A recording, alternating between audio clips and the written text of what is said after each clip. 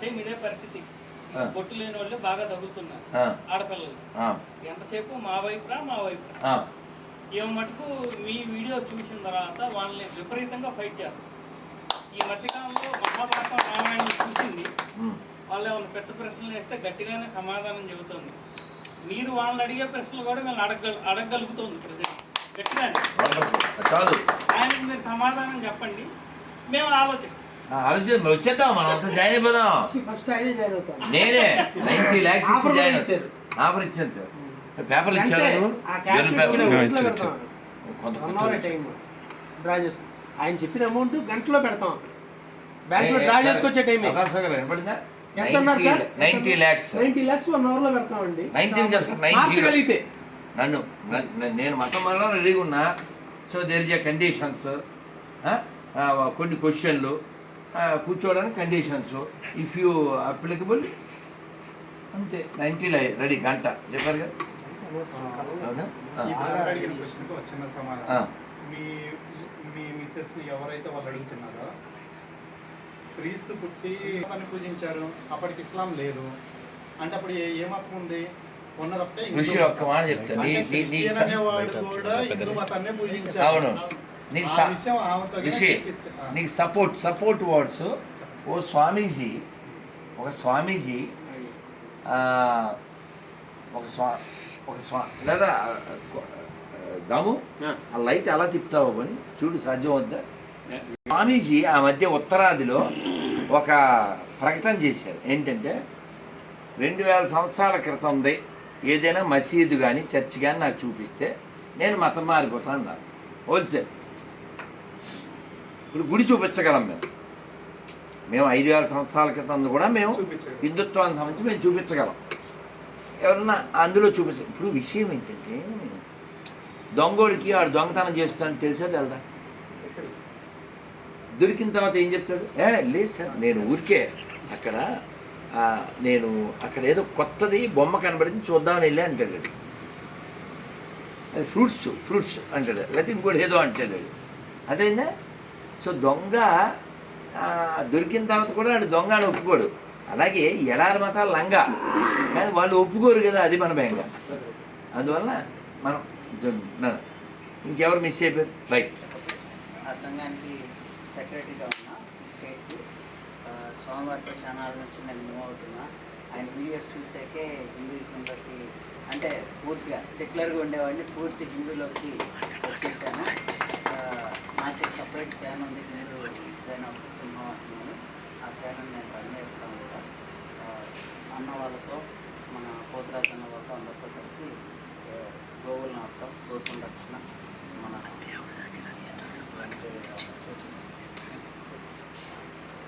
అందరితో గోశాల నడుస్తూ ఉంటారు. అయితేనండి, నాకు రీసెంట్ టైమ్స్లో ఎప్పటి నుంచో నేను స్వామివారిని ఒకటి అడుగుతున్నాను. ఆదివారం పూట చర్చికి ముందు వెళ్ళి మనం అసలు మన హిందూ ధర్మం గురించి చెప్తామని.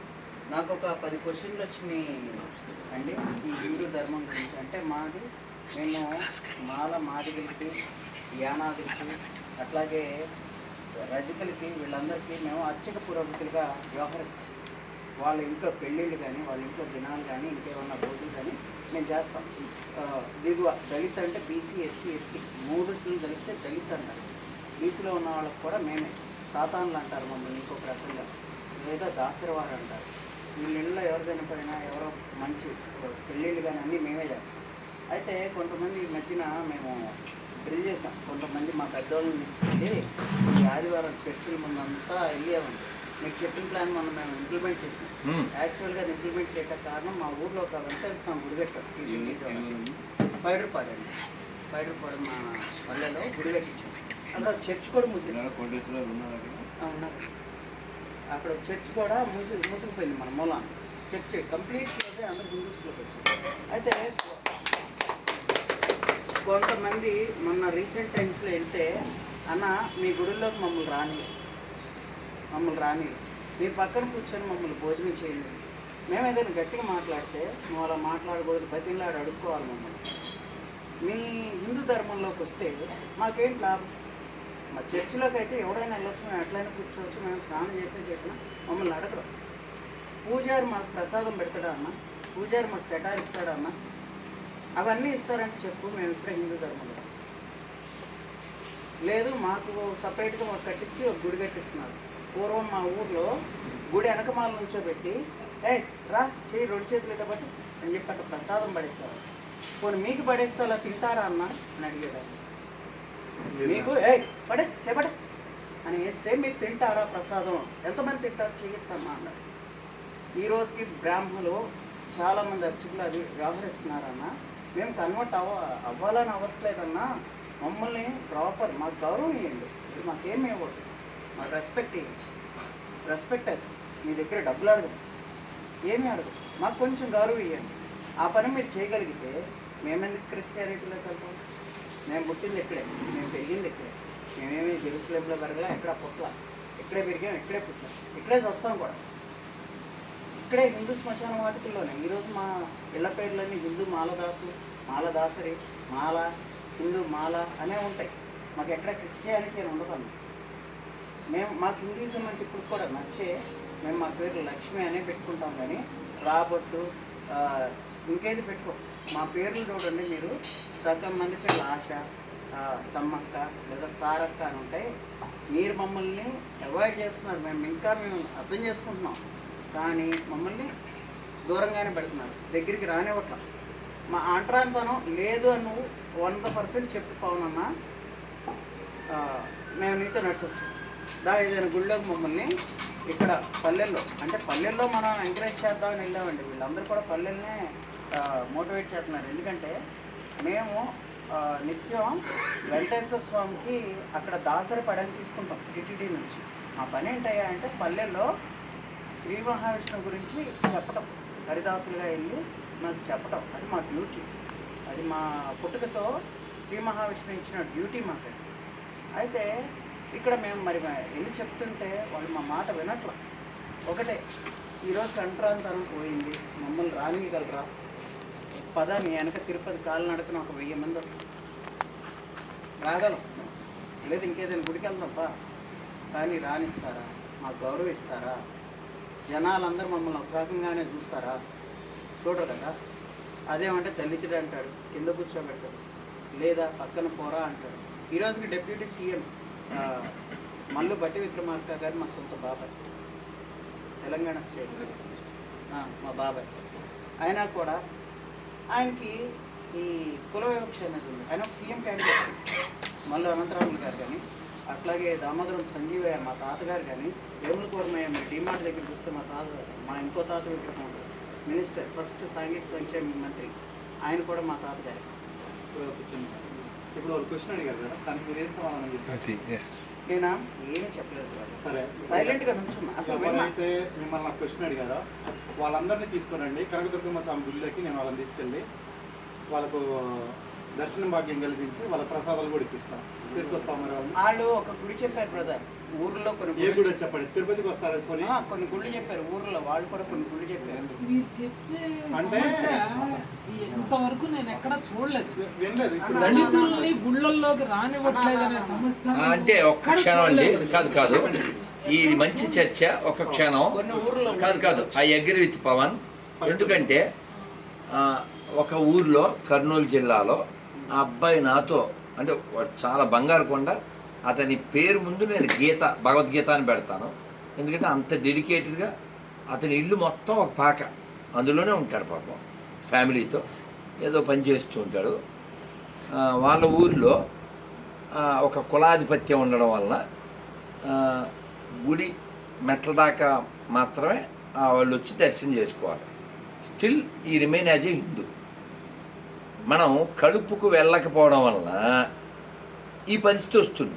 మనకి ఏ శాస్త్రం తెలీదు, ఈగో ఒక్కటే ఉంటే ఇలా నాశనం అయిపోతుంది. అడిగినోడు కూడా చిన్న చిత్క ఆ వయసు అయితే కాదండి, 56 ఏళ్ళ కాదు సంబోధిస్తూ అడుగుతున్నాడు. పవన్ ఎవరు అడిగింది కాదు, వయసుతో సంబంధం లేదు. అది ప్రాక్టికల్లా కాదా? భగవద్గీతలో చెప్పినట్లు లేనప్పుడు ఇవన్నీ వస్తాయి. అందరు చెప్పండి, విద్య వినయ సంపన్నే బ్రాహ్మణే గవిహస్తిని సునిచైవ స్వపాకేచ పండిత సమదర్శన. పండితుడు అంటే ఎవడంటే ఈ శరీరం నేను కాదు అని బ్రహ్మజ్ఞానం కలిగిన వాడు పండితుడు. పండిత్ స్పెల్లింగ్ ఏంటి? PANDIT. ఈ శరీరం నేను అనుకుంటే టీ తీసేయండి. Very simple. ఈ నా మాటలు కాదు. భగవద్గీతలో కృష్ణుడు చెప్పాడు, మూఢా అవజానంతి మాం మూఢ మానుషం తనుమాశ్రితం. Only fools think when I come in this body I am also like them. ఈ శరీరం రూపంలో నేను కనబడితే నన్ను కూడా వాళ్ళలాగే ఇంకో శరీరం అనుకుంటారు కదా, వాళ్ళు మూఢులు అన్నాడు. ఇదే మాట ఎవరు చెప్పారు? శంకర్ల వారు చెప్పారు. కృష్ణుడేమో జగద్గురు, ఈయన జగద్గురు. ఆయన చెప్పిన 4000 ఏళ్ళకి మూఢుడు అంటే మూఢ జహీహి ధనాగమ తృష్ణం. మూఢుడు అంటే ఈ శరీరం నేను అనుకునేవాడు. ఫలానా కులము, ఫలానా ప్లేసు, ఫలానా వర్గము, ఫలానా ఇది భాగవతం తిట్టింది. మళ్ళీ ఇప్పుడు నేను చెప్పే 3 భగవద్గీతలో శంకర్లు, భాగవతం ఈ 3 సిమిలర్. ఏం చెప్పింది? యశాత్మబుద్ధి కుణపిత్రధాతుకే స్వది కలత్రాదిషు భౌమైజ్యది యతీర్థ బుద్ధి సలీలేన కలిసి సయేవ గోకరహ. ఎవడైతే కపవాత పిత్తములతో నిండిన ఈ శరీరం నేను అనుకుంటాడో వాడు nobody but is a donkey. ఇది భాగవతం స్టేట్మెంట్.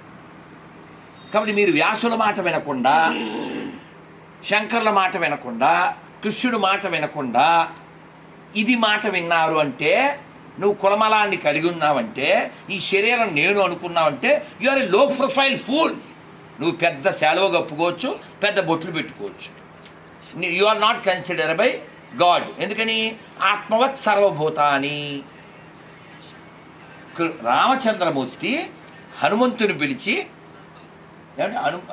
రాముల వారికి హనుమంతుడికి బోల్డ్ బాండేజ్ ఉందండి. ఓకే, మాట్లాడకండి, తిట్లు తినకండి. రాముడికి హనుమంతుడికి బాండేజ్ ఉంది, పని ఉంది, ఆయన పని చేసి పెట్టాడు. ఈ గుహుడు ఏం చేశాడు సార్? జస్ట్ డ్రాప్ అంతే కదా సార్. అండ్ ఈ పక్క నుంచి అప్పుడు డ్రాప్ చేశాడు. రాత్రి పండితే కూడా రాముడు తినలే. రాముడు కొంచెం రాజుగారు అబ్బాయి అలా. మరి ఎన్నాళ్ళండి? 13 సంవత్సరాల 364 రోజుల తర్వాత గుడితో ఫస్ట్ డే కదా సార్ పరిచయం. రాత్రి పడుకున్నాను, పొద్దున్న వెళ్ళాం. ఏంటి సార్ 13 సంవత్సరాల 364 రోజుల తర్వాత హనుమా ఆయన్ని వచ్చాడు, రెడీగా ఉండమను, ఎక్కించుకుని వెళ్దాం అని చెప్పి ఆత్మసఖ అన్నాడు. ఈయన గురించి నేను ఎదురుగా మాట్లాడిందంతా నిజం కాదు, ఈయన లేనప్పుడు మాట్లాడితేనే అది పక్కా నిజం. ఓ మనిషి గురించి అతను లేనప్పుడు మాట్లాడతాంగా, అది పక్కా నిజం. అది పాజిటివ్ అయినా నెగిటివ్. ఆత్మసఖ ఎవరినాయి? గుహుడు ఎవరండి? ఒక ట్రైబల్ పర్సన్. ఆత్మసఖ అన్నాడు. అది రాముడు నేర్పించింది. పక్షి అండి, ఏంటది? జటాయు. ఏం చేశాడు? వాళ్ళ నాన్నకి చేయలేదు సార్, అంత్యేష్టి పక్షికి చేశాడు సార్. అది రాముడు నేర్పించింది. అది రాముడు నేర్పించింది. అది రాముడు నేర్పించింది. నువ్వు అమ్మ అని పిలిచే ఆవును కోసేవాడిని బయ్య అనగలిగిన కుయ్యగాడివి. నువ్వు అమ్మ అనే ఆవుని పూజించేవాడిని ఇంకో రూపంలో నువ్వు దూరం పెడితే నువ్వు అసలు హిందూ ధర్మంలో చెడపురుగు. నువ్వు నీ పేరు చివరి 2 అక్షరాలు ఉన్నాయి, 3 అక్షరాలు ఉన్నాయి. నువ్వు వేస్ట్ ఫెలో. మనం అందుకే అభయ హిందూ సేన పైన లోగో పైన ఏముంటుంది సార్? వేదంలో మాట ఉంటుంది, సంగచ్చధ్వం సంవదధ్వం. అది మన కాన్సెప్ట్. కాబట్టి కలుపుకుని వెళ్తేనే ఉంటాం. సంఘం కూడా అదే చెప్పింది. ఆర్ఎస్ఎస్లో 92, మీకు దేవేంద్ర గారు తెలుసుగా, 92లో నేను ఇక్కడ ఉన్నప్పుడు ఫుల్ టైమర్గా ఆట కలిసి ఆడుదాం, పాట కలిసి పాడుదాం, ఆట పాటలాడుతూనే అడుగు ముందుకేయుదాం అని మాకు నేర్పించారు. నా బాగా గుర్తు. 1 టౌన్లో ఎక్కడో స్కూల్లోంచి మేము అలా ప్రసంచనం చేస్తూ పాడాం. 92 నా బాగా గుర్తు.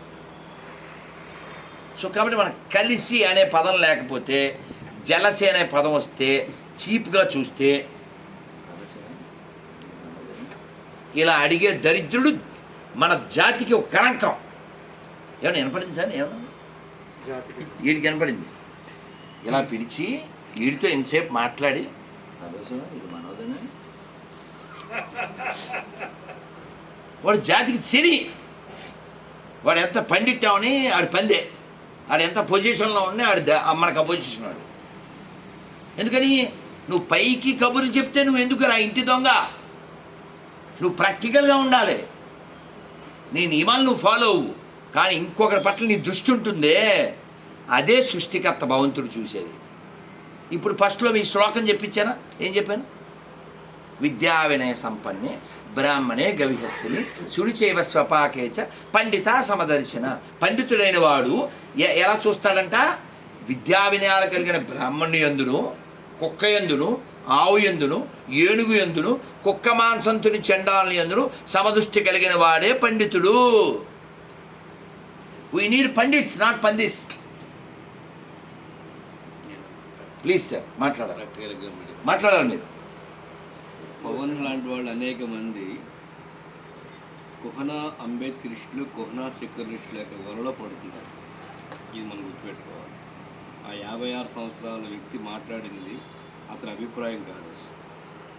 ఈ సమాజాన్ని కులాల వారీగా విభజించాలని చెప్పి చేసే ఒక స్ట్రాటజీలో ఒక అంతర్భాగం. నేను సామాజిక సమరస్త వేదిక ప్రాంత సంయోజకంగా ఉండగా 5,000 మంది బీసీ, ఎస్సీ, ఎస్టీలకి తిరుమల తిరుపతి దేవస్థానం తీసుకెళ్ళి వారం రోజుల పాటు అత్యగత్వ శిక్షణ ఇప్పించి వాళ్ళనే వాళ్ళ దేవాలయంలో గుడి పూజారులుగా నియమించేసి వాళ్ళకి డైరెక్ట్గా వెంకటేశ్వర స్వామి వారి యొక్క దర్శనం డైరెక్ట్ L1 క్యూలో వాళ్ళు దర్శించుకుంటారు. అందుకని మన హిందూ సమాజంలో ఏవేవైతే లోపాలు ఉన్నాయో ఆ లోపాలను ఎత్తి చూపి మీరు వెళగలరా, మీరు క్రైస్తవంలోకి రండి, మీరు ఇస్లాంలోకి రండి అని వాళ్ళని ప్రలోభపెట్టే అనేకమైన అంశాలు కుహనా అంబేద్కరిస్టుల పేరుతో జరుగుతుంది ఈ సమాజంలో 1000 సంవత్సరాలుగా. ఇది ఒకటి గుర్తుపెట్టుకో. రెండోది వినాలి, నేను చెప్పేది వినాలి ప్లీజ్. ఏంటంటే మన హిందూ ధర్మంలో, హిందూ సంస్కృతిలో, సనాతన ధర్మంలో, వైదిక ధర్మంలో, ఆర్ష ధర్మంలో కులానికి ప్రాశస్త్యం లేదు, గుణానికి మాత్రమే ఉంది. వేదవ్యాసుడు ఒక ఫిషర్మెన్ రాసిన భారతము మనందరం కూడా చదువుతున్నాము. వేదవ్యాసుడు మాత్రమే వేదాలను విభజించి మనందరికి ఇచ్చాడు. నేను ఫిషర్మెన్ వేదవ్యాసుల్లో చూడలేదు. నేను అతను మహర్షి అన్నా, సాక్షాత్తు కృష్ణ స్వరూపం ఉన్నా, కృష్ణద్వైపాయుడు అని చెప్పాను. వాల్మీకిని ఒక ట్రైబ్గా చూడలేదు నేను. వాల్మీకిని నేను ఒక మహర్షిగా చూస్తున్నాను. రామాయణం రాసిన వాల్మీకిని నేను ఒక మహర్షిగా చూస్తున్నాను. పార్వతీదేవిని ఒక గిరిపుత్రిగా చూడలేదు, ఒక ట్రైబ్గా చూడలేదు, నేను శక్తి స్వరూపుడిగా చూస్తున్నాను. మహాలక్ష్మిని నేను ఒక క్షీరాబ్ది కన్యగా, సముద్ర ఒక మత్స్యకార కన్యగా నేను చూడలేదు, లక్ష్మీ స్వరూపంగా చూస్తున్నాను. సరస్వతిని నేను ఒక మాతంగి కన్యగా చూడలేదు, నేను ఒక మాదిగ కన్యగా నేను చూడలేదు. కానీ ఈ విషయాలు పవన్కి తెలిస్తే ఆ 56 సంవత్సరాల వాడికి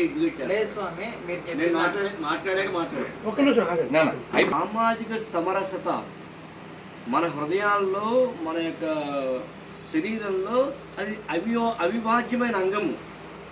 మన శరీరంలో కాలికి ముళ్ళు పుచ్చుకుంటే కంటికి నీరు వస్తుంది, వెంటనే చెయ్యి అక్కడికి వెళ్తుంది, ముళ్ళు తీస్తుంది. ఈ సమరసత అనేది మన యొక్క శరీరంలో అంతర్భాగము. అలాగే ఈ సమాజంలో కూడా సమరసత ఉంది. ఇంతకుమంది రెడ్డో, రాజో, లేకపోతే వైశ్యులు, బ్రాహ్మణులను కౌగులించుకోవట్లేదనే ఎస్సీస్ 59 ఉపకులాల్లో ఎంతమంది మాలదాసర్లు, మాదిగదాసర్లు, ఉపకులాల వాళ్ళని, డెక్కల వాళ్ళని, లేకపోతే పంచముల్ని ఆదరిస్తున్నారు, వాళ్ళని కౌగులించుకుంటున్నారా? ఈ మాలదాస దగ్గరికి వెళ్తే అతను కూడా చేతులు ఇలా నీళ్ళు పోసుకోవాల్సిందే. ఈ మాదిగదాస దగ్గరికి వెళ్తే అతను కూడా దూరంగా ఉండి మంచిని తాగవలసిందే. లేదని చెప్పగలను, మీకు నేను చూపిస్తాను. నా దగ్గర ఆల్రెడీ అథెంటిక్ ప్రూఫ్స్ ఉన్నాయి. మీరు ఇచ్చిన 500 గుళ్ళు మేమే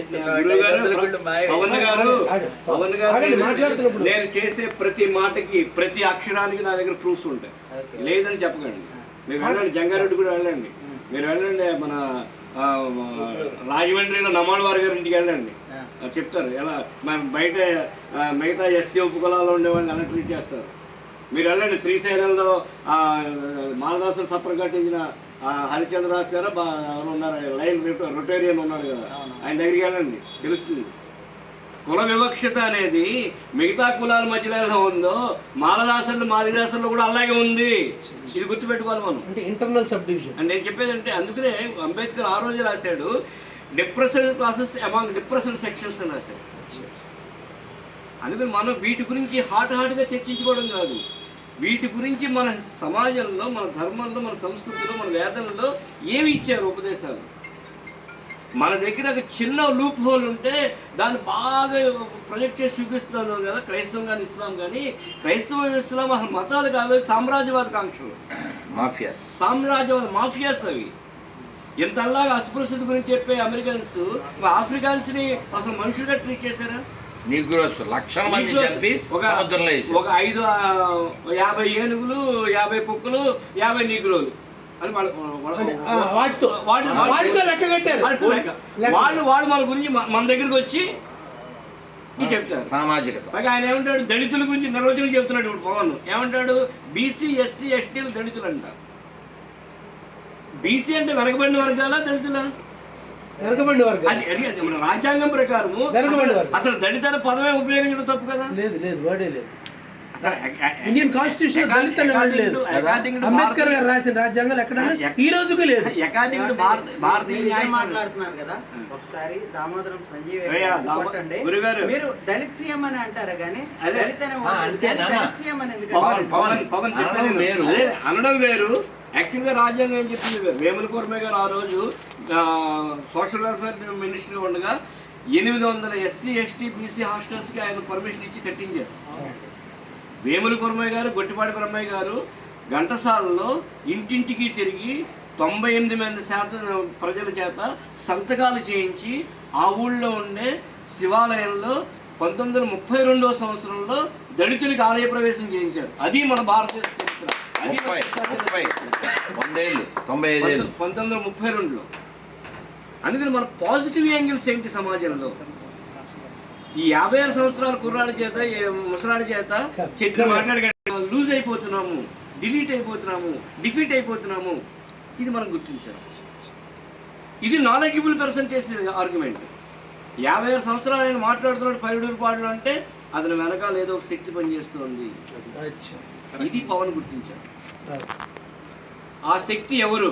అతను నియో అంబేద్కర్ ఇష్టం.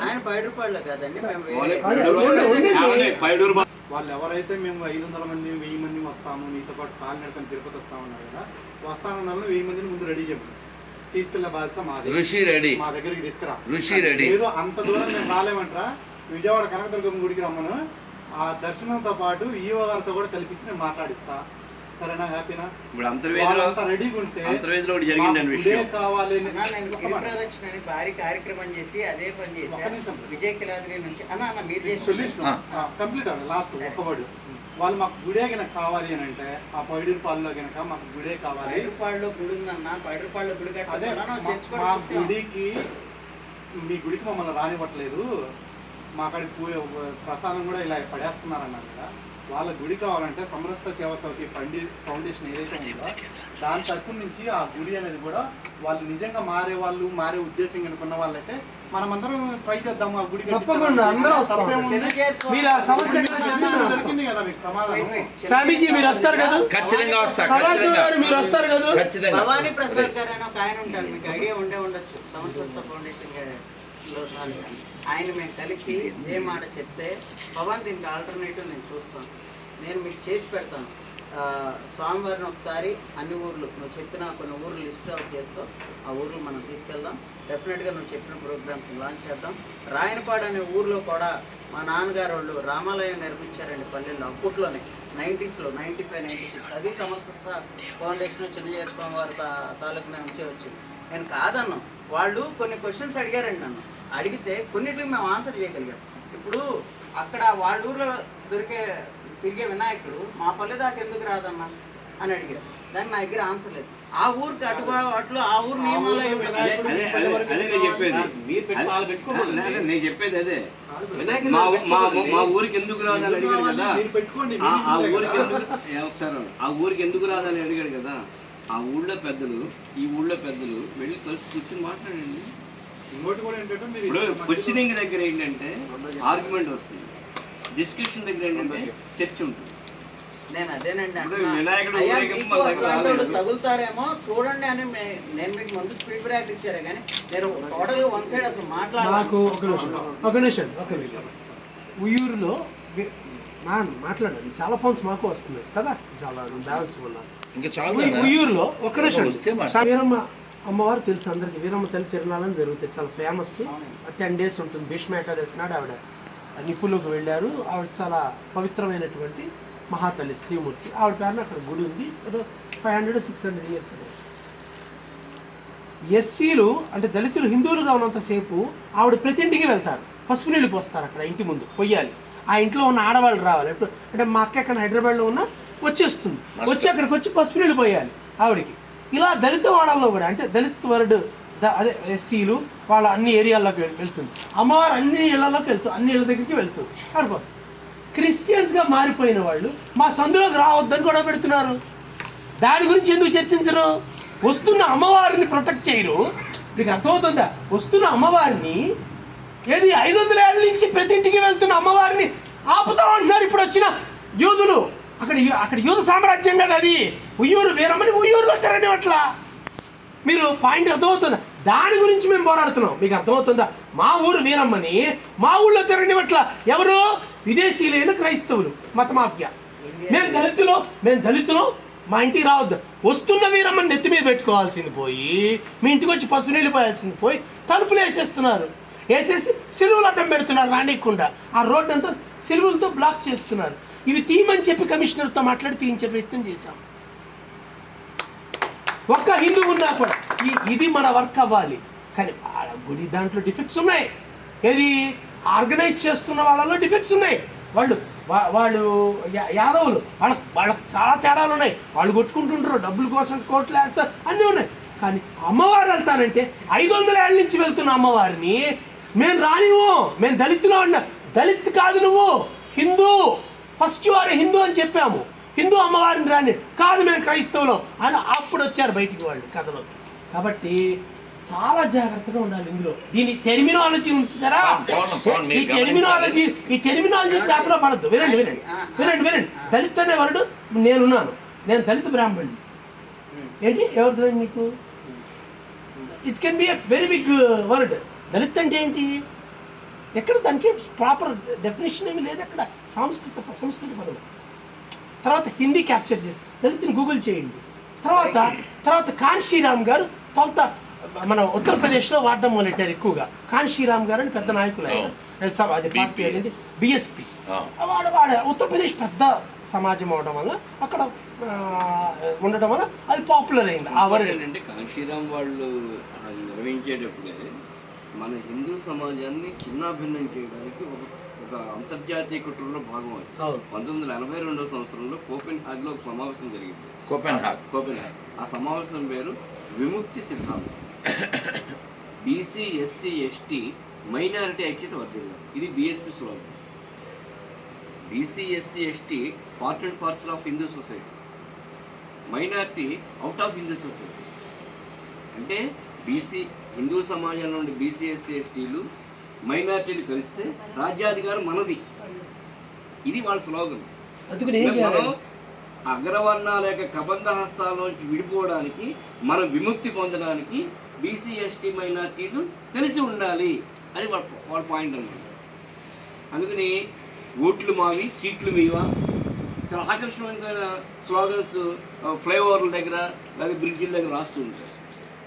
గ్రహించాలి. అంటే దాని అర్థం ఏంటంటే మనం వెళ్తూ ఉంటే మన మైండ్ నెమ్మదిగా స్క్రోలింగ్ చేయడం. సదాశివ గారు నాకు అర్థమైంది. పవన్ ఏం కాదు, పవన్కి దానికి ఫీడ్బ్యాక్ అంటే అతను అడుగుతుంది ఏం చేయాలి మనం అడుగుతాడు పవన్. నాకు అర్థమైంది. నాకు అర్థం పవన్ మనం హరిజనులను గుర్తు చేసి నాకు ఒక నిమిషం. ఆ ఊరు పవన్ వెనకాల శక్తి అన్నారు. మీరు అన్నారు పవన్ ఎవరికి వాళ్ళ వెనకాల శక్తులు ఉన్నాయి, వాళ్ళ వెనకాల కూడా శక్తులు ఉన్నాయి అన్నారు. మీరు వాళ్ళని కూడా అనలేదు, నేను విన్నాను. గ్రామ దేవతనే గ్రామంలోకి రానివ్వని అంటుంటే ఎక్కడో జెరూసలేంలో పుట్టిన ఆ సంబంధం లేని వ్యక్తిని ఇక్కడ తీసుకొచ్చి మా ఇళ్ళ దగ్గర పెట్టి నువ్వు మమ్మల్ని చేస్తుంటే మేమేమవ్వాలి? కాబట్టి గ్రామ దేవతల్ని ఫస్ట్ గ్రామాల్లో తిరగనివ్వాలి. మనకి ఇంపార్టెంట్ వినాయకుడు కాదు, ఆ ఊరు గ్రామ దేవతని మనం ప్రత్యక్షంగా మనం ఆ గ్రామం అంతా విస్తృతంగా తిరగాలి. ఏమంటే మా పెద్దలు అప్పుడు ఒక ఆయన ఉండి, ఇది దళితవాడ కాదు హరిజనవాడ, వెరీ గుడ్, ఇది హరిజనవాడ అని చెప్పి. జై శ్రీరామ్. అది హరిజన. నా టాపిక్ పూర్తి కావలేదు. అవును, అవును. అయితే Please, మా పెద్దలు ఒక ఆయన ఉండి మాకు అడిగిన క్వశ్చన్స్ మేము సమాధానం చెప్పకపోతే మీలాంటి పెద్దలను పట్టుకొని పోతాం మేము. రాధా మనోహర్ దాస్ గారిని రమ్మన్నాను డైరెక్ట్ గా. అదే అయితే హరిజనవాడ అని చెప్పి, ఈ హరిజనవాడలో గొంతెనమ్మ పండుగలు జరిగాయి. ఈ రోజు ఈ గొంతెనమ్మ పండుగలు లేవు. మా ఎక్కడ? చిన్నప్పుడు విన్నాను, చూసాను. సో హరిజనవాడలో మన అందరం కూడా కలిసిమెలిసి ఉన్నాం. ఈ రోజు దాకా కలిసిమెలిసే ఇదవుతాం అని చెప్పి మాట్లాడారు. ఇందాక మీరు అడిగారు శ్రీశైల సత్రం, ఆయన పేరు చంద్రమౌళి గారు, మా ఆవిడ వాళ్ళ మేనమామ. శ్రీశైలంలో ఉంటారు ఆయన, రాజమండ్రి వాళ్ళ స్వగ్రామం. ఆయన రిటైర్డ్ గవర్నమెంట్ ఎంప్లాయ్. ఆయనే ఈ రోజుకి మెయింటైన్ చేస్తున్నాడు. నెక్స్ట్ ఆయన తనాంతరం నేనే అది హ్యాండిల్ చేయబోతున్నాను. దాని పక్కన మానసత్రం కూడా ఉంటుంది. ఎక్కడ చూసాను శ్రీశైలం అండి. కాదు, నేను ఈ మధ్య చూశాను, మన కోటప్పకొండ దగ్గర పెట్టారుగా ఒకటి. అది కూడా మాదేనండి. కోటప్పకొండ, శ్రీశైలం, అట్లాగే మనకి అది ఇది త్రిపురాంతకం, ఆంజనేయ స్వామి గుడి ఉంటుందండి, సింగరకొండ. సింగరాయకొండ. సింగరకొండ వేరు. అవును, రెండు ఉన్నాయండి. ఎవరో పిలిచారు. అర్థం కావద్దు. ఎస్, ఎవరో పిలిచారు నన్ను. రెండు ఉన్నాయండి. నేనే పిలిచింది మిమ్మల్ని. ఓ చంపేసి మొత్తం సత్రాలన్నీ మేము హ్యాండ్ ఓవర్ చేసుకోబోతున్నాం. చంద్రబాబు గారి అధ్యయనంలో ఉన్నాయి. ఆయన ప్రస్తుతం బాగా పెద్ద వయసు అయిపోయి ఆరోగ్యం కాస్త అటు ఇటుగా ఉంది.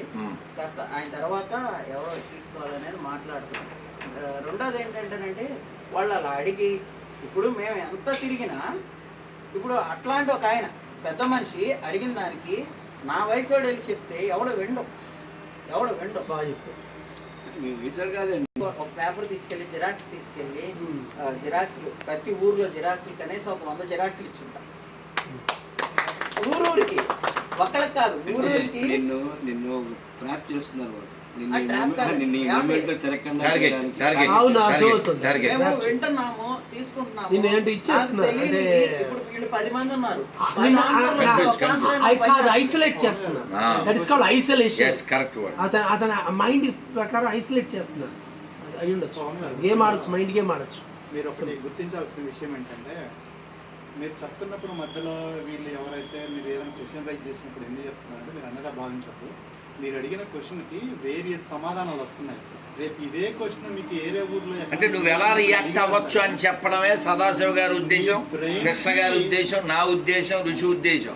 అంటే హౌ యూ షుడ్ రియాక్ట్, అంతే కదా. ఇంకొకటి వచ్చి మిమ్మల్ని అదే క్వశ్చన్ అడిగితే వాడు 4 రకాలుగా అదే క్వశ్చన్ తిప్పి అడిగినా సరే నువ్వు కంగారు పడకుండా 4 రకాల వాటికి నువ్వు 10 ఆన్సర్లు చెప్పే విధంగా వీళ్ళందరం చెప్తున్నావు. మా చరిత్ర నేను చెప్పానండి. అయ్యా మా చరిత్ర మేము కన్నమ్మదాస్ దగ్గర నుంచి ఉన్నాం. ఘన చరిత్ర అది చెప్పాలి. ఘన చరిత్ర. అప్పుడు సత్యదాస్ గారు శిలైపోయారు. సాష్టాంగ నమస్కారం వేసి తిరుపతి తిరుమల దేవస్థానంలో ఆయన ఉన్నారు. తిరుప్పాణాల్వార్ గారు ఉన్నారు. ప్రతి ఒక్కళ్ళు ఉన్నారు. ఇంతమంది ఆళ్వార్లు ఉన్నారు. మీలో కూడా ఆళ్వార్లు ఉండే. అసలు ఈ రోజు మాలగుండు లేదు కదండి. ఇదివరకు వెంకటేశ్వర స్వామి పైకి వెళ్ళి కాకుండా కపిల తీర్థం దగ్గర మాలగుండని ఉంది. అక్కడే వాళ్ళు దర్శనం చేసుకుని దండం పెట్టి రావాలి. అంతర్వేదిలో దేవస్థానం ఆనుకుని 40 ఎకరాల స్థలం అంబేద్కర్ భవన్ కడతామని గొల్లపల్లి సూర్యారావు ఎమ్మెల్యేగా ఉండగా, గొల్లపల్లి సూర్యారావు క్రిస్టియన్ను, ఎంఆర్ఓ క్రిస్టియన్ను, ప్రింటింగ్ ప్రెస్ అతను క్రిస్టియన్ను, బ్యాడ్జీల పైన తీర్థంలో బ్యాడ్జీల పైన సిలువు బొమ్మ వేసి 2012లో వాళ్ళు యథేచ్ఛగా పనిపెట్టారు. అంతర్వేది దేవస్థానం సంరక్షణ సమితి ఫ్లోట్ చేసినప్పుడు ఎస్సీ హిందువుల్ని 132 మంది దంపతుల్ని అంబేద్కర్ జయంతికి ముందు రోజు అక్కడ తీసుకువెళ్ళి ఓం శ్రీ లక్ష్మీ నృసింహస్వామి అని చెప్పి కోనసీమ జిల్లా 16 మండలాల్లో మంత్రజపం చేసి యజ్ఞం చేయిస్తే అప్పుడు గొల్లపల్లి సూర్యారావు మనకు కౌరు పెట్టాడు. ఏదైనా ఉంటే మనం కలిసి కూర్చుని మాట్లాడుకోవడం కదా, మాట్లాడుకోవచ్చు కదా, ఈ ఉద్యమాలు ఈ యాగాలు ఎందుకు. అప్పుడు నేను కబురు పెట్టాను, అసలు గొల్లపల్లి సూర్యారావు ఒక దొంగ, ఆ దొంగతోటి మనం మాట్లాడేది ఏంటి. అప్పుడు ఈ 40 ఎకరాల స్థలం కూడా అప్పుడు రెండో స్ట్రాటజీ వేసాడు. ఏంటంటే ఇది మా స్థలం, ఇది మాలల స్థలం, ఇది అండ్ ఇంకో వాయిస్ అనమాట. అంటే అది అవ్వలేదు కదా, ఇంకో వాయిస్ కులం తీసుకొచ్చి ఇది మాలతీర్థం జరిగే స్థలం, ఇది మాకు ఇప్పించవలసింది, మేము ఇక్కడ అంబేద్కర్ భవనం కడతాం ఉంది. అప్పుడు మళ్ళీ మనం వేసాం రిట్ అంటే మళ్ళీ మన వైపు నుంచి వాళ్ళకి సమాధానం చెప్పాం. అంతర్వేది దేవస్థానం సంరక్షణ గురించి మాట్లాడుతూ ఉంటుంది. 108 మంది సభ్యులు, దాంట్లో 25 మంది ఎస్సీ హిందూస్, 25 మంది ఫిషర్మెన్, 25 మంది కాపులు, 25 మంది సెట్టిబల్జీలు, 8 మంది మాత్రమే అగ్రవర్ణాలు అనేటువంటి హిందువులు. అలా 108 మందితో ఏర్పాటు చేశారు. అప్పుడు ఎస్సీ హిందూస్ వాయిస్ ఏదైతే ఉందో దానివల్ల వలపల సూర్యారెడ్డి వచ్చింది. ఆ 40 ఎకరాల స్థలం గురించి మనం చెప్పాం. రాత్రి 1:30కి విఆర్ఓ దగ్గరికి వెళ్ళి డాక్యుమెంట్స్ బయటికి తీసి ఫొటోస్ తీసి సబ్ కలెక్టర్ రిప్రజెంటేషన్ పంపించింది. ఈ 40 ఎకరాల స్థలము దేవస్థానానికి సంబంధించింది. మాలతీర్థం ఎప్పుడు జరిగేది? లోపలికి ఈ లక్ష్మీనరసింహస్వామి వారి దేవస్థానం లోపలికి మాలలకి ప్రవేశం లేని సమయంలో అదే 15 రోజుల తీర్థము మాలతీర్థం ఇక్కడ జరిగేది. ఇప్పుడు ప్రవేశం ఉంది కదా, అందుకని మాలతీర్థానికి అవసరం లేదు. ఇప్పుడు నిజంగా మీకు అంబేద్కర్ అంటే అంత ఇష్టం ఉంటే కనుక, అంబేద్కర్ జాతీయ నాయకుడు, మాకు కూడా చాలా ఇష్టం ఆయన. అందుకని అంతర్వేదిలో వేరే చోట ఒక 2-3 ఎకరాల స్థలం తీసుకుని భవ్యమైన భవనం కట్టండి. దీనికి ఆనుకుని ఏదైతే ఉందో యాత్రీ నివాస్ కట్టండి. ప్రతి తీర్థక్షేత్రంలో కులాల వారి సత్రాలు ఉంటాయి. యాత్రికుడికి ఎక్కడ తలదాచుకోవడం ఉండదు. అందుకని యాత్రీ నివాస్ కట్టండి అని ఒక ప్రపోజల్ పెట్టారు. అప్పుడు కట్టలేదు కానీ ఆ 40 ఎకరాలకి ఫెన్సింగ్ వేయించి ముందు అది రక్షించబడింది కదండి. 40 ఎకరాల ముందు రక్షించబడింది. ఇక్కడ ఆక్రమణ చేసిన వాళ్ళు శిక్షార్హులని కలెక్టర్ బోర్డు పెట్టాడు. సో ఒక్కొక్క ఇష్యూకి మనం సంఘే శక్తి కలవయుగి. ఇప్పుడు అభయ హిందూ సేన గురించి కూడా నేను మాట్లాడేది ఏంటంటే, మొన్న తిరుపతిలో మాట్లాడింది, నేను నెలకి 10 రోజులు సమయం ఇస్తానని చెప్పాను. 10 రోజులు ఎంత సమయం ఇస్తాను? ఆర్గనైజ్డ్ హిందూ సొసైటీ కోసం. అంటే ఇప్పుడు హిందూ స్థాపన ఏదో పెట్టారు, ధర్మ విజయం పెట్టారు, అనేక సంస్థలు ఉన్నాయి. కానీ దాంట్లో హిందువుగా భావించబడే వాళ్ళు ఉన్నారా? హిందువుగా జీవించే వాళ్ళు ఉన్నారా? హిందువుగా చైతన్యవంతం పరిచేవాళ్ళు ఉన్నారు.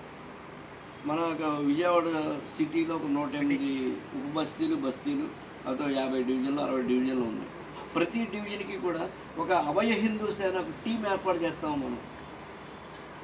అభయ హిందూ సేన టీంలో ఎవరెవరు ఉండాలి? మహిళలు ఉండాలి, లలితా సహస్రం విష్ణు సహస్రం బ్యాచ్ ఉండాలి, వినాయక చవితి చేసేవాళ్ళు ఉండాలి, కనకదుర్గమ్మ దసరా ఉత్సవాలు చేసేవాళ్ళు ఉండాలి, అంటే ఫెరోషియస్ నేచర్ ఉన్నవాళ్ళు ఉండాలి. అట్ ది సేమ్ టైం సాత్వికంగా పాలన చేసేవాళ్ళు కూడా ఉండాలి. ప్రతి డివిజన్లోనూ కూడా ఒక 50 మందితో 54 మందితో 27 మందితో ఒక టీం ఏర్పాటు చేస్తాం. స్వామీజీ ఆయన నేచర్ లాగా ముందుకు వెళ్తూ ఉంటారు. ఆయన యొక్క ఆ ప్రవాహానికి అనుగుణంగా అనేక మంది ఆ ప్రవాహాన్ని కలుస్తూ ఉంటారు. కానీ మనకి ఉవ్వెత్తున ఎగసిపడే కడలి కెరటం కన్నా సజల గంగా ప్రవాహం వల్ల మనకి దాహం తీరుతుంది. ఆయన కమలానంద భారతి ప్రకాశం జిల్లాల పాదయాత్రలో దాన్ని ఓపెన్ డ్యాష్ మీద మాట్లాడిస్తాను. అదే ఇలా ఒకటే కాదు, సింగరాయకొండ సింహాచల భూమిలో అదే పరిస్థితి, అహోబిలంలో అన్ని చోట్ల. అంటే వాళ్ళకి తెలిసిన ఏంటంటే ఈఫర్ ఎన్కరేజ్, వాళ్ళకి తెలిసిన విద్య వాళ్ళు చేస్తారు. మనం ఈఫర్ ఎడ్యుకేట్గా మనం ఉండాలి. ఇప్పుడు అది లేకపోతే ఈఫర్ ఎరాడికేట్ అవుతాం. ట్రిపుల్ అంటే ఇదే అది శిక్షణా కార్యక్రమం ఒకటి స్వామి మాలల ఇంట్లో మేము తినము వెళ్ళం, నిజం వాస్తవం. ఎందుకంటే సాక్షాత్ శ్రీ మహావిష్ణు ఏ రోజైతే ఈ అక్షయ పాత్ర అనేది వాళ్ళ కురుక్షేత్రం జరిగేటప్పుడు ఆ ధర్మరాజు గారు దాని నుంచి అందరికి భోజనం పెట్టారు. అయితే ఆయన వనవాసం అంతా కురుక్షేత్రానికి అది సరిపోయింది. అయితే ఆయన అది సముద్రంలో కలిపేద్దాం అనుకుంటాడు. సముద్రంలో కలిపేద్దాం అనుకున్నప్పుడు, ఓ ధర్మరాజా, రానున్నది కలియుగం, ఈ యుగంలో నువ్వు అది కలిపేస్తే రానున్న కలియుగంలో ఎవరికి తిండి ఉండదు. సో ఈ అక్షయ పాత్రని 1000 స్తంభాలు కలిగిన గుడిలో, 1000 గంటలు కలిగిన గుడిలో, 1001 ఒత్తు కలిగిన గుడిలో పెడదాం. ఆ గుడిలోకి ఎవరైతే ఆ అక్షయ పాత్ర దగ్గరికి వచ్చి లేదా ఆ గుడి మెట్లు తాకంగానే ఆ దీపాలు వెలుగుతాయో, ఆ గంటలు మోగుతాయో గనగనమని ఆ గుడి తలుపులు తెరుచుకుంటాయో వారికి ఇద్దామంటారండి. అయితే 1000 మంది పూజారులు వస్తారండి. 1000 మంది పూజారులు వచ్చినా ఎవరికి ఓపెన్ అవుతుంది. ఊరి చివరున్న హరిదాసుని పిలుస్తారండి. ఇతను అర్చకుడే కదా, మరి ఇతను పిలుస్తారు. పిలిస్తే ఇతను వస్తాడండి. రావటం సాష్టాంగ నమస్కారం చేస్తాడండి. చేయంగానే గుడి తలుపులు ఓపెన్ అయిపోయి గాలితో గంటలు మోగి పంచభూతాలు కూడా ఆ దివ్యలు వెలిగిస్తాయండి. వెళ్ళి డైరెక్ట్గా అక్షయ పాత్రను తీసుకొని శ్రీమద్ రమాన రమా గోవిందో హార్ అనుకుంటా తీసుకొని పల్లెల్ని ఫస్ట్ ఊర్లో తర్వాత ఆ ఊర్లో అంటే ఇప్పుడు నీ కథకి ఎంత ఉందో, నీవు మిగతా వాళ్ళు కలుపుకొని పక్కన కూర్చోబెట్టుకోవడానికి ఎంత కథ ఉందో, మిగతా అర్చకులు ఎత్తి ఆ ప్రసాదం వేయడం కూడా అంతే కథ ఉంది. సరే ఒక 2 నిమిషాలు తెలుసుకోవాలి. అది తెలుసుకోవాలి. ఆంధ్రజ్యోతి ఏబిఎన్ రాధాకృష్ణ సొల్లు కబురు చెప్తాడు, చిన్నజీవి స్వామిజీ నాకే ఇలా ఎత్తేసాడు అంటాడు. నీ బతికేంటి రాత్రు, నువ్వు స్వాతి పత్రిక సైన్యం చేయాలి, అతను వంట వండుకోవాలి, అతను ఇంటింటికి వెళ్ళాలి, ఇంటింటికి మోటార్ సైకిల్ మీద వెళ్ళకూడదు, ఇంటింటికి అక్షయ పాత్ర పెట్టాలి, హరిడో రామ గోవింద అంటుకుంటూ వెళ్ళాలి. ఈ హరిదాసు రాక కోసం అగ్రహారాల్లో ఉండే మాతృమూర్తులు ఎప్పుడెప్పుడు హరిదాసు వస్తాడని ఎదురు చూస్తారు. ఎందుకంటే సాక్షాత్తు శ్రీరామానుజ పరంపరలో శ్రీ మహావిష్ణువు రూపము హరిదాసు. అక్కడ ఆ అగ్రహారాలు ఉండే అమ్మాయిలు కానీ, ఆ అగ్రహారాలు ఉండే మహిళలు కానీ ఇతను మాలదాసరి మాదిగదాసరి అన్న చోట్ల కాళ్ళు కడిగి చక్కగా దండం పెడతారు. సో మన ధర్మంలో చెప్పాల్సింది కదా, కథ నేను చెప్తాను. అది చెప్పాడు కదా, ఆయనతో చెప్పించావు నువ్వు ఇట్లా చేసి. అయితే ఆ అక్షయ పాత్ర నెత్తి మీద పట్టుకొని వెళ్ళి ఆ అక్షయ పాత్ర ఇంట్లో పెట్టాక ఆ ఇంటి గౌరవ స్త్రీ ఎవరైతే ఉన్నారో ఆ మంచి కాళ్ళు గడికి అక్షయ పాత్ర తీసాక ఆ ఫస్ట్ వండిన అన్నాన్ని 4 పార్ట్స్ చేస్తాం. ఫస్ట్ పార్ట్ వచ్చి గోదామాతకి కళ్యాణం చేసి పెడతాడు. గోదా కళ్యాణం జరిగాక గోదామాతకు పెట్టేస్తాడు భోజనాన్ని పెట్టాక ఇంకొక పార్ట్ని తీసుకెళ్ళి ఊర్లో ఎవరైతే ఆకలిగా ఉన్నారో వాళ్ళకి పెడతారు. ఇంకో పార్ట్ని తీసుకెళ్ళి ఆవుకు పెడతారు. ఇంకో పార్ట్ మాత్రమే వాడు తింటాడు. అందుకే పాడిందే పాత పాట పాచిపాళ్ళ దాసుడా అనే సామెత కూడా ఉంది. అప్పుడు దాకా వాడు తినకూడదు, అది నియమం. రెండోది గోదామాతకి గోవుకి ఆకలితో ఉన్న వాళ్ళకి పెట్టి, గోదామాతకి గోవుకి ఆకలితో ఉన్న వాళ్ళకి పెట్టాక ఇతను భోజనం చెయ్యాలి. నాలుగో పార్ట్ ఇతను తినాలి. ఇప్పుడు పవన్ 4వ పార్టీ తింటున్నాడు అంతే. రెండోది ఏంటంటే ఎవరింట్లో భోజనానికి వెళ్ళకూడదు ఈ హరిదాసు. ఇంట్లో వాళ్ళు వండింది కూడా తినకూడదు, ఎవరింట్లో తినుకోవాలి. మామూలుగా కూడా మాకు కింద పడుకోవాలి. మామూలుగా కూడా ధనుర్మాసం అంతా, ధనుర్మాసం కాదండి, మొత్తం సంవత్సరం పొడుగు మాది. ఇంకంతే. ఇప్పుడు మేము ఉన్నాం, ఎవరింటికి భోజనానికి వెళ్ళాం, వాళ్ళు ఎంత పెద్దోళ్ళైనా కానివ్వండి, వెళ్ళి ఆ ఫంక్షన్ కనపడి వచ్చేస్తాం, కానీ వాళ్ళ ఇంట్లో కడగం. ఇంటికి వెళ్ళి అన్నం తినాలి. అది మా నియమం. ఇప్పుడు కూడా మేము పాటిస్తూనే ఉన్నాం ఇంట్లో. కాదు, ఇప్పుడు ఇది వాడు వచ్చి అన్టచబుల్ అంటే దీన్ని వాడు క్రిస్టియన్స్ వచ్చి ఇది అన్టచబులిటీ, నువ్వు పక్కోడి దాంట్లో తింటలేదు అన్నాడు అనుకో, వాడిది లాజిక్. రెండోది అప్పుడు ఆడికి ఆ పుస్తకం ఇవ్వాలి.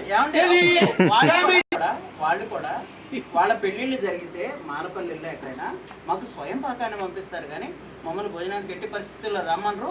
వాళ్ళ తాడిబొట్లు చర్చిలో కట్టినా ఏడైనా కట్టినా ముందు మన ఇంట్లో నుంచి వెళ్ళాలి. ఇంకోటి ఏంటంటే ఇంట్లో రోమన్ క్యాథలిక్స్, సిరియన్ క్యాథలిక్స్, పెంతకోస్తులు, మరణాత విశ్వాసులు వీళ్ళు ఒకళ్ళొకళ్ళు ఏమైనా భోజనాలు చేస్తారా? చేయరు, కలవరు. అంటే మన భారతదేశంలో ఉండే ఈ వర్ణ వ్యవస్థ అనొచ్చు, కుల వ్యవస్థ అనొచ్చు ఏదైతే ఉందో అది క్రైస్తవాన్ని కూడా ప్రభావితం చేసింది కదా. అమ్మ ఫాస్టర్లు ఉన్నారు, కాపు ఫాస్టర్లు ఉన్నారు, పాస్టర్లు ఉన్నారు.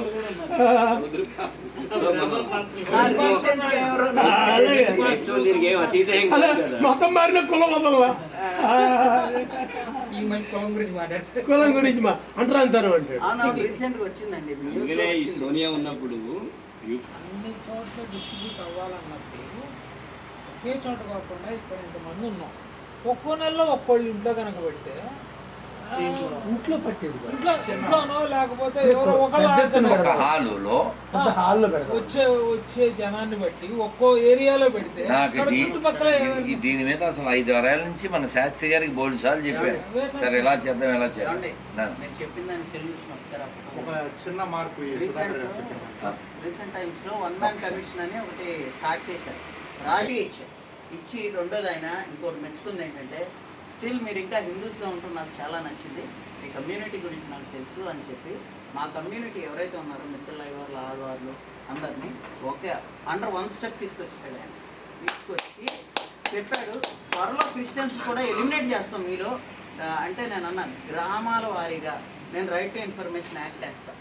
ఎంతమంది క్రిస్టియన్స్ ఉన్నారు, ఎంతమంది హిందూస్ ఉన్నారు, ఎస్సీ ఎస్టీ వాడలు అనేది ఒక ఇది ఇవ్వమన్నా మొత్తం రిపోర్ట్. అంటే నువ్వు అప్లై చెయ్యి, మేము ఆ పని చేస్తామని చెప్పారండి. అది కనుక చేస్తే ఫస్ట్ మనం ర్యాలీ చేసేది ఏంటంటే క్రిస్టియన్స్ని ఎస్సీలో నుంచి ఆల్రెడీ వచ్చేసింది, మాకు 3 వచ్చినాయి కదా. వాళ్ళు మమ్మల్ని ఏం చేయలేరు, బొమ్మ అయింది సినిమా పక్కన వాళ్ళు మమ్మల్ని ఏం చేయలేరు, ఎందుకంటే మేము హిందూస్. మీరు మా జోలికి ఏమైనా వస్తే మేము